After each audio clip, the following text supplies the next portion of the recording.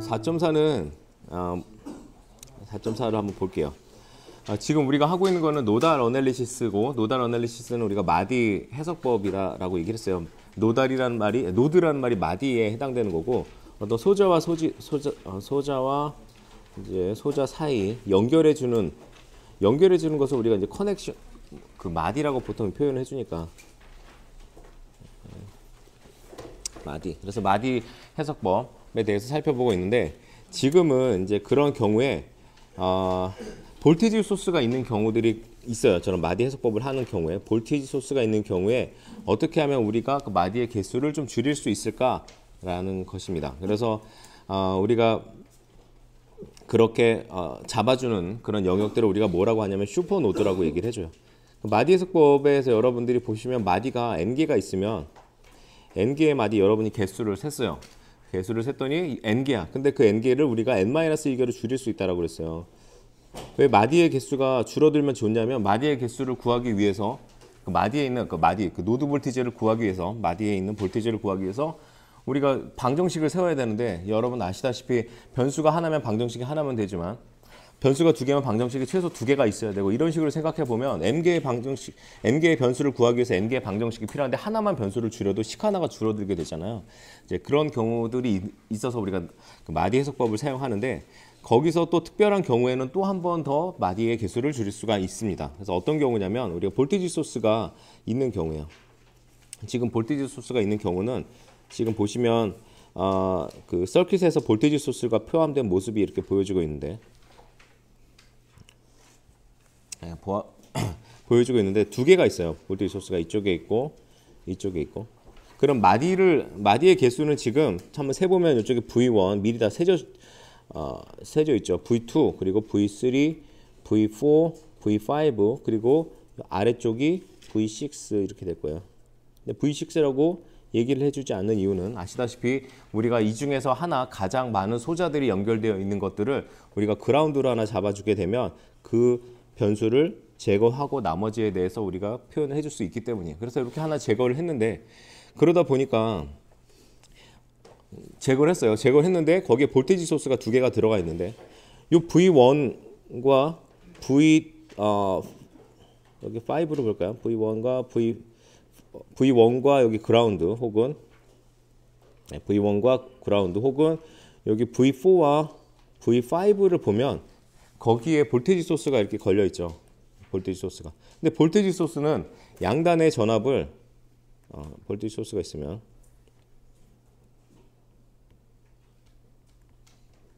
양단의 전압을 일정한 어떤 X 볼트로 계속 유지를 시키는 친구예요.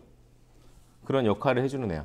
그렇다 보면 이쪽만 알게 되면, 예를 들어서 여기가 1볼트다라고 하고 여기는 이 양단에 걸리는 전압을 5볼트로 만들어주는 애들입니다 라고 얘기한다면, 사실 얘는 소자가 하나 있긴 한데, 소자가 있으니까 이 소자로 인해서 어떤 마디가 발생을 하긴 하겠지만, 본래 뭐 양쪽에 마디가 발생을 하겠지만, 이 양 마디 같은 경우는 사실 어떤 우리가 노드 볼테이지를 구해줄 때, 마디 전압을 구해줄 때 하나만 알면 나머지 하나를 알 수 있다. 예를 들어서 여기가 1볼트임을 알면 여기는 마이너스 플러스니까 이쪽이 오른쪽이 높다는 얘기고, 이쪽은 그럼 6볼트, 여기에 걸리는 마디 전압은 6볼트가 되겠네. 여러분들이 알 수가 있을 거고, 혹은 여기에 6볼트가 걸린다라고 나와 있으면 이 양단에 걸리는 전압은 5볼트라고 항상 유지시켜주는 저런 기호가 있으니까, 여기는 6보다 5가 작은 6-5 해서 1볼트가 걸리겠네. 이렇게 알 수가 있죠.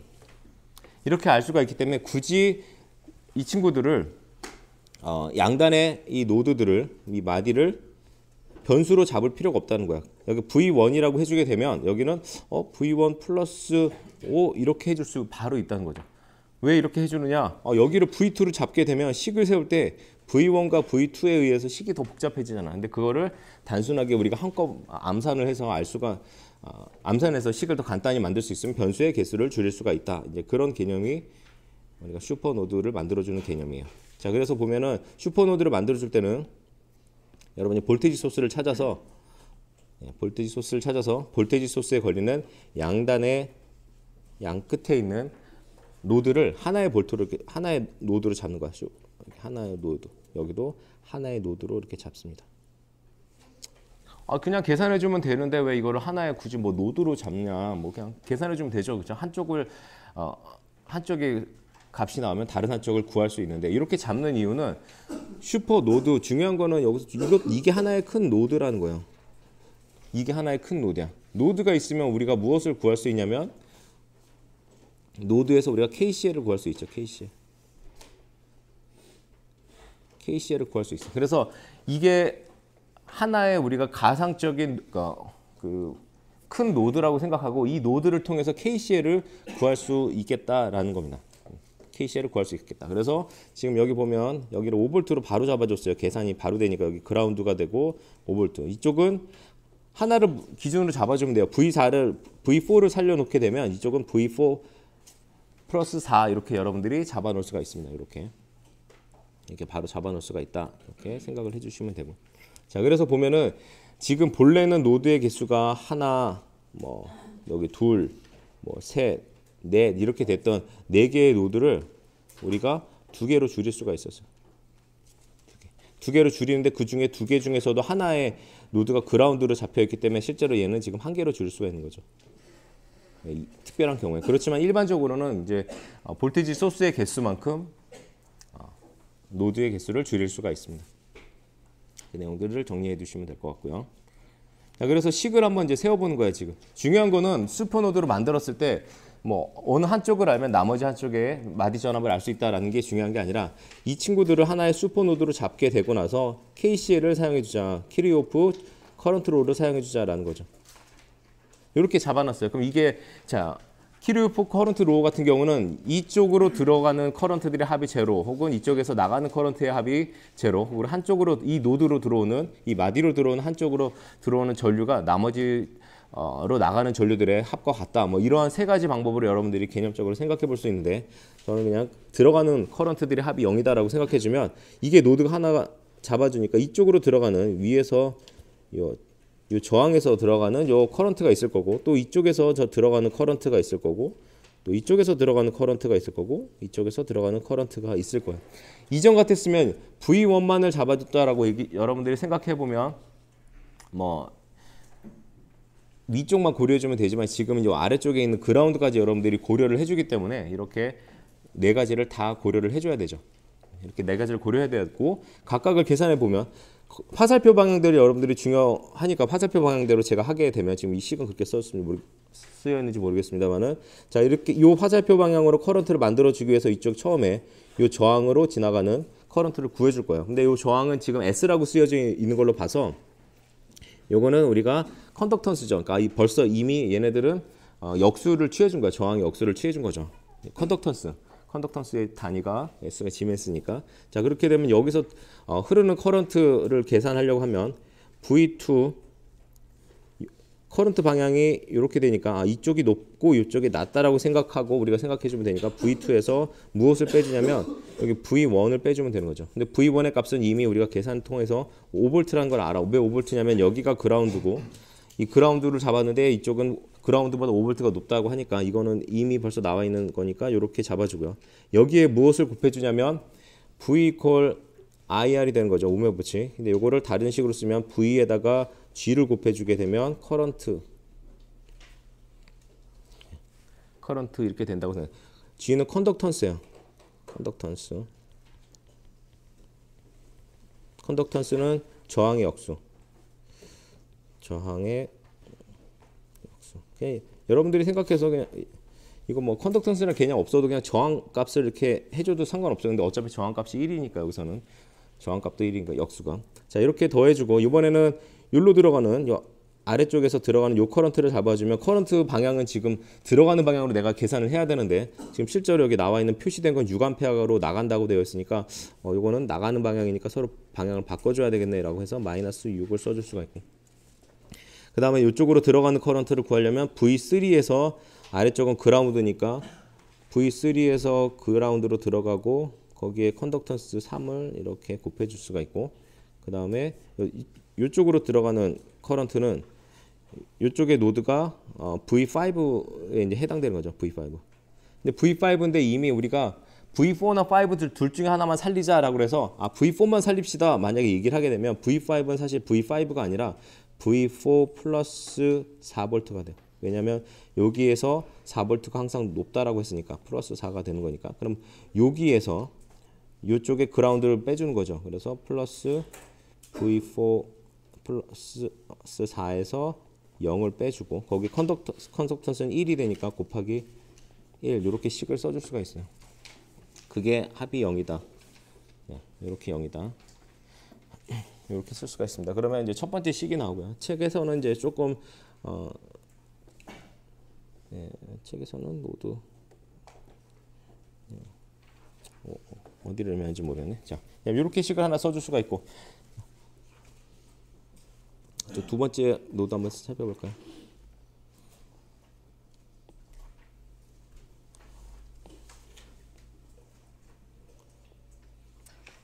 자, 이번에는 노드 중에서 한번 이런 노드 한번 잡아보죠. V2가 있는 요 노드를 잡아보면 요 노드로 들어오는 커런트의 합들은 이렇게 표시가 될 거고요. 이렇게 표시가 되는데 지금 보면은 요 아래쪽 방향의 커런트들은 이렇게 표시가 될 수가 있어요. 이렇게 되고 또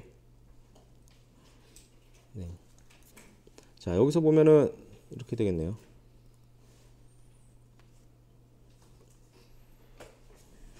먼저 이쪽 방향으로 들어가는 커런트를 여러분들이 계산해 주면 이쪽은 V1에서 V2를 빼준 거니까 V1의 값은 5고 V2는 그냥 여러분들이 계산을 해주면 되고 거기에 컨덕턴스 값 1을 넣어주고요. 그리고 여기서 여기로 가는 거는 V3에서 V2로 가는 거 V3에서 V2 V3에서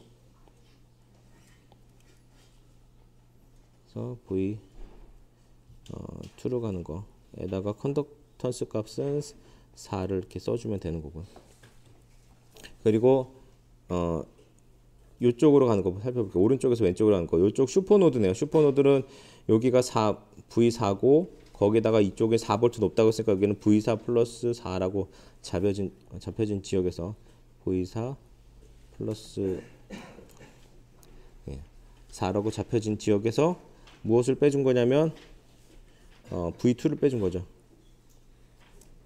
마이너스 V2를 해주고 거기에 컨덕턴스 값 2 값을 곱해줍니다. 자, 이렇게 계산을 해주면 되는데 문제는 계산이 안 된 값이 하나 있어요. 계산이 안 된 값이 하나 있는데 그 값이 요거죠. 이거 64.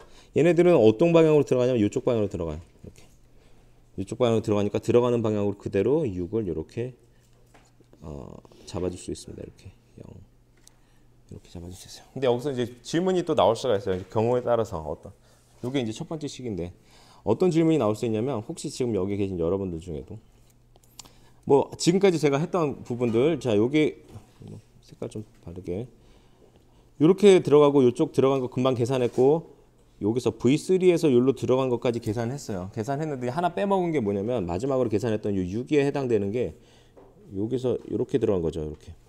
이렇게 들어간 거를 계산할 때 혹시라도 여러분이 조금 공부를 해보시고 좀 경우에 따라서 여러분이 이렇게 생각할 수 있어요. 교수님 여기가 마디 같은 경우인데 마디가 있는데 여기서 커런트가 마디가 있으면 여기서 분명 이렇게도 가고 이렇게도 갈 수도 있는데 그러면 6A가 있는데 6A가 위쪽으로 한 5A가 가고 아래쪽으로 1A가 갈지 어떻게 합니까? 이거를 그냥 왜 다 위쪽으로 흐른다라고 생각합니까? 이렇게 물어볼 수가 있죠. 자, 그런데 여기 있는 커런트들이 다 위로 흐르는 이유는 이 커런트가 여기서 이제 생각하는 거야. 왜냐면 여기는 그대로 바로 연결돼 있으니까 또 그렇죠. 바로 연결돼 있으니까 그렇고 지금 V2라는 데를 갈 때 혹은 V3라는 데를 갈 때 여러분들이 생각해 보면 요 지역만 갈 때 생각해 보면 여기서 V2라는 데 갈 때는 여기는 지금 도선이 거의 지금 저항 성분이 제로잖아요. 그럼 얘는 이쪽으로 가면은 그냥 바로 연결이 된다고 여기는 조금이라도 뭔가 V3라는 데로 가기 위해서 저항 성분이 얼마가 될지는 모르겠지만 아주 조금이라도 있어. 그러면 이 커런트는 저항 성분이 낮은 쪽으로 무조건 가게 돼 있죠. 근데 저항 성분이 요 두 개만 이렇게 비교를 해보면 여기는 거의 제로고 여기는 조금이라도 뭐 있는 값이다라고 하면 당연히 모든 저항은 여기로 흐르게 돼요. 비교가 돼. 이게 성분이 뭐 예를 들어서 0이 아니라 뭐 0이 아닌 다른 어떤 조금의 값을 가지면 그 비율대로 조금씩 나눠질 수도 있겠지만 지금은 거의 그렇지 않단 말이죠. 이쪽이 0이 거의 0이기 때문에. 자, 그래서 이 값을 어떻게 생각해 보면 너무나 당연하다고 생각할 수도 있는데 그리고 또 그림을 또 이렇게 당연하게 그려버리면 예를 들어서 제가 그림을 여기서 커런트가 이쪽에서 또 그림을 또 어떻게 이렇게 그리잖아요. 그림은 뭐 예를 들어서 요게 이렇게 안 돼 있고 뭐 이렇게 돼 있어. 이렇게 돼 있고 이렇게 연결돼 있어요. 이렇게 만약에 여기가 끊겨져 있고 이러면 뭐 여러분들이 별 생각 없이 그냥 아까 아무 생각 없이 일로 들어가는 커런트입니다 이러면서 막 생각을 해줄 텐데 괜히 이제 각 시험 문제 같은 경우 풀려고 이렇게 생각했는데 갑자기 시험 볼 때 여러분들 생각이 갑자기 많아지죠. 많아지면서 평소에 궁금하지 않았던 게 시험 당일날 문제를 풀면서 궁금해질 경우가 있어요. 그러니까 이런 경우 조심을 해야 된다는 건 지금도 별로 뭐 궁금하지 않을 수도 있는데 요거는 아무튼 그렇게 여러분들 생각해 주세요. 머리가 복잡해지면 갑자기 이제 막 큰 깨달음이 오면서 막 풀지만 결국 답은 틀린 경우들이 좀 많이 발생해서 저도 그랬어요. 자 그렇게 또 하나 잡았고요. 그리고 또 이번에 마지막 하나씩들을 보면은 금방 어디 계산했냐면 여기 계산했고요. 여기로 들어오는 거. 그다음 V2 계산했고 이번에는 V3를 계산해야 되겠죠. V3. V3로 들어오는 거는 또 이쪽으로 들어오는 커런트, 이쪽으로 들어오는 커런트, 이쪽으로 들어오는 커런트의 합을 여러분들이 계산을 해주면 됩니다. 그래서 V3를 먼저 또 계산해 보면 V3도 계산해 뭐 위쪽으로 위에서 아래로 내려가는 커런트는 V2에서 커런트 방향을 생각해 봤을 때 높은 데서 낮은 데니까 V2에서 V3로 내려가고 컨덕턴스를 곱해주는 거죠. 컨덕턴스가 나와 있지 않으면 여러분들 여기 저항이 되어 있으면 역수를 곱해주면 되는 거고요. 역수는 여기는 컨덕턴스로 이미 다 계산되어 있으니까 4로 계산해주고 내려가는 거 계산했어요. 오른쪽에서 왼쪽으로 가는 거 계산해 주려면 V4에서 V3를 빼주는 거 V4에서 V3를 그래서 컨덕턴스 값 2 계산해줬고 아래쪽에서 그라운드에서 V3로 가는 거니까 0에서 V3로 가는 것에 또 3을 계산해 줬습니다. 그리고 이렇게 계산해 주면 돼요. 그럼 여기서도 또 마찬가지죠. 이렇게 갑자기 뭐 이렇게 생각하다 보니까 이 뒤쪽에 뒤로도 이게 뭔가 이렇게 연결된 것 같아서 여기로 내려가는 게 분명히 뭔가 또 존재할 것 같은데 좀 이것도 이쪽 V3 노드로 뭔가 들어가는 게 있는 게 아닐까요? 막 이렇게 생각하면 그렇게 생각할 필요 없다고 그랬어요. 여기는 전류는 다 위로 올라간다고 이렇게. 그러니까 얘는 여기서 이 시계는 포함되어 있지 않습니다. 이렇게. 시계는 포함되어 있지 않아요. 자, 이렇게 식을 세우고요. 그다음에 자, 여기 세웠고 V3에 대해서 이제 세웠어요. 그다음에 이제 V4에 대해서 는 굳이 뭐 세울 필요가 없을 수도 있을 것 같은데 V4에 대해서는 V4에 대해서도 한번 식을 만들어 볼까요? V4에 대해서도 식을 만들어 보면 V4는 이쪽으로 들어가는 것과 이쪽으로 들어가는 커런트들의 합을 구하면 되니까 V4로 들어가는 이쪽으로 들어가는 커런트는 이렇게 들어가는 커런트 V3에서 V4를 빼주는 거니까 V3에서 V4를 빼주고 거기에 컨덕턴스 값 2 계산해주고 그리고 이쪽으로 들어가는 전류는 뭐 4V가 흐르는 거죠. 오른쪽에서. 그렇죠? V5에서 V4의 차이가 4V라고 했으니까. 그래서 4V에서 뭐 이거는 커런트를 여기서 구할 수가 없네요. 여기서는 식을 세울 수가 없어. 이거는 세울 수가 없어. 식. 금방 제가 말씀드리는 이 세 가지 식 가지고 여러분들이 계산을 해주면 될 것 같아요.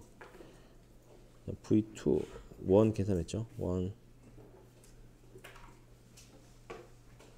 여기 V1 1에 대해서는 안 했지. V2에 대해서 했나? 식이 이제 세 가지 나왔으면 그 세 가지 가지고 여러분들이 식을 이제 풀어주면 되는데 문제는 이제 이런 거 있어요. 여기 아까 금방 제가 금방 설명하려고 했던 요 부분이었는데 요거죠.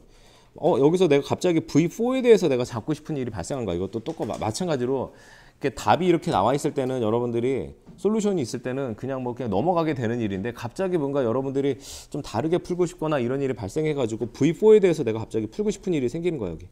그러면은 V4에 대해서 풀어야 되니까 들어가는 커런트 하나 잡아주면 이렇게 잡고 오른쪽에서 들어가는 커런트 하면 이렇게 잡아주니까 금방 제가 식을 썼습니다. 다시 쓰면 V3에서 V4로 빼주고 그리고 2 곱해주고 들어가는 커런트 그리고 율로 들어가는 커런트를 이제 계산을 하려고 하니까 V5에서 V4를 해주죠. 이거는 결국 뭐가 되는 거냐면 4V라고 있으니까 4라고 써줘요. 그 다음에 무엇을 곱해줘야 되는데 무엇을 곱해줄지 모르겠어. 이퀄 0이야 이렇게.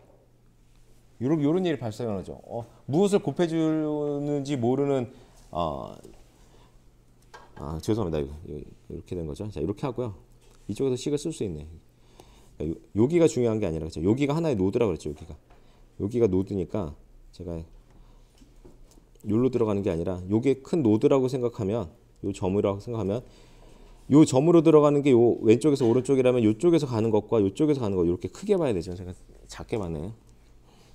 요렇게 봐야 되니까 여기서 식을 세워주면 V2에서 요쪽으로 가는 이쪽에 있는 값을 빼준다라고 하면 V2에서 마이너스 V4 플러스 5가 되는 거고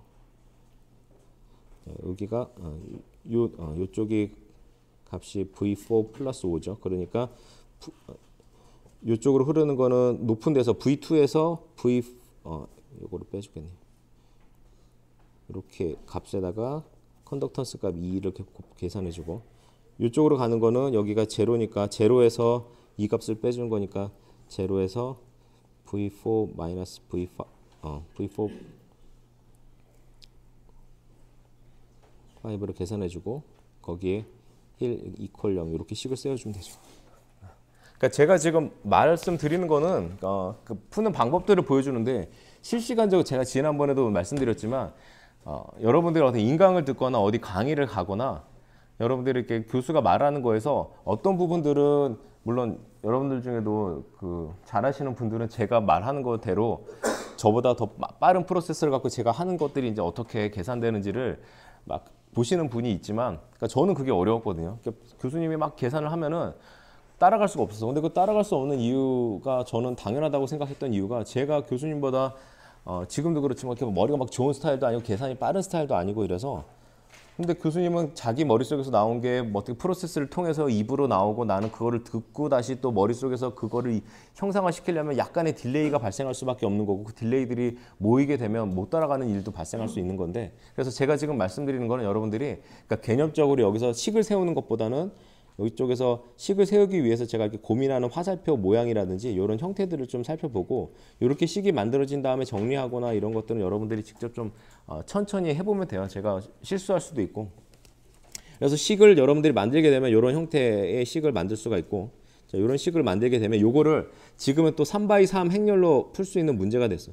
3x3 행렬로 풀 수 있는 문제가 돼서 사실 2x2 정도가 되면 행렬로 풀라고 여러분들한테 말하기에는 그냥 연립방정식을 풀면 되는데 3x3 문제가 되다 보면 얘를 연립방정식을 풀려고 하면은 조금 이제 골치 아파지는 거죠. 물론 이 식들에서 서로 문자들을 제거해줘서 얘네들을 결국 2x2 문제처럼 2차 연립방정식으로 만들어 준 다음에 또 다시 뭔가 이렇게 계산을 해주면 되지만 이 책에서 나온 어떤 3x3 행렬을 구하는 쉬운 방법들을 가지고 여러분들이 좀 계산을 해주면 되는데 다시 한번 여기서 간단하게 정리를 하면은 이렇게 3x3 행렬을 만든 다음에 여러분들이 할 일은 이 부호는 상관없어요. 부호는 상관없고 이렇게 만들어 준 다음에 오른쪽에 있는 것들은 여기다 써주고 왼쪽에 이제 형태를 만들어 놓은 거죠. V2, V3, V4, V2, V3, V4, V2, V3, V4 이렇게 형태의 순서를 만들어 준 다음에 앞에 있는 숫자들을 그대로 여기 써주는 거야. 마이너스 4, 마이너스 2 이렇게 써주고 마이너스 4 그대로 써주고 9 써주고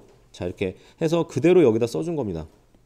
그래서 행렬을 이렇게 만들어준 거예요. 행렬을 만들어준 이유는 수학자들이 이런 행렬을 통해서 연립방정식을 쉽게 만드는 방법들을 다 미리 만들어놔서 우리는 그것을 사용만 해주면 되는 거예요. 그래서 왜 그런지를 증명하는 것보다는 그냥 우리는 여기서 사용만 해줄 건데 이렇게 행렬을 만든 다음에 여기서 행렬식을 구하고요. 그래서 행렬식을 구하고 간단하게 행렬식을 구하거나 이런 거는 제가 따로 하나 뭐 만들어서 알려드릴게요. 지금 여기 이런 거 계산하거나 행렬식 관련된 건 따로 하나 만들어서 알려드릴게요.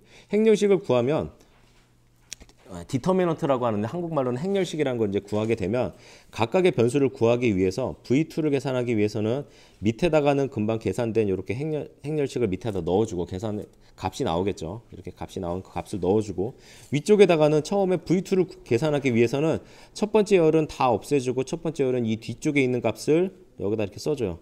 그리고 나머지는 그대로 써주고 여기에 행렬식을 구해서 계산하면 그게 V2가 된 거고 이렇게 계산하는 방법을 우리가 크레머 룰이라고 해요. 그래서 크레머 룰에 대해서는 제가 말씀드린 대로 따로 한번 정리해서 여러분들한테 올려드릴게요. 그리고 V3를 구하기 위해서는 V3는 요 두 번째니까 요 앞에는 그대로 남겨두고 요쪽 부분에다가 뒤쪽에 있는 값을 넣어주고 또 행렬식을 구해주고 여기 행렬식을 구해서 아까의 구한 행렬식으로 나눠주게 되면 V3가 구하고 V4도 마찬가지입니다. V4도 뒤쪽에 있는 거니까 요쪽 뒷부분을 여기 있는 값으로 넣어주고 앞에 부분은 그대로 써주고 행렬식 이렇게 계산하면 크레머 룰에 의해서 여러분들이 쉽게 계산할 수가 있어요. 쉽게 계산할 수가 있으니까 이런 것들 여러분들이 정리를 좀 해두시면 좋을 것 같습니다.